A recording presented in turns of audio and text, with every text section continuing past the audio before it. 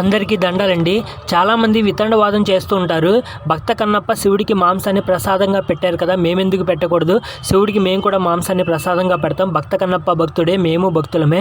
భక్త కన్నప్పకి ఎంత భక్తి ఉందో మాకు అంతే భక్తి ఉంది. మేము ఎందుకు మాంసాన్ని పెట్టకూడదు అని ఇలాంటి పిచ్చి పిచ్చి ప్రశ్నలు వేసి వితండవాదం చేస్తుంటారు.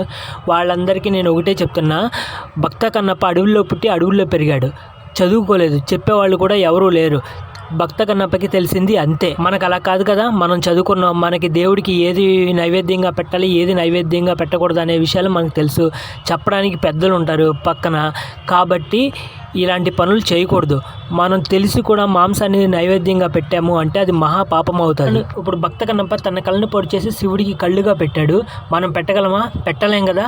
కాబట్టి మనకి ఎంతవరకు భక్తిని చూపించగలమో అంతవరకే చూపించాలి. ఇలాంటి వితండవాదం చేసి పిచ్చి పిచ్చి ప్రశ్నలు వేయకూడదు అనమాట. మనస్ఫూర్తిగా దేవుణ్ణి నమ్మితే చాలు. ఓం నమః శివాయ.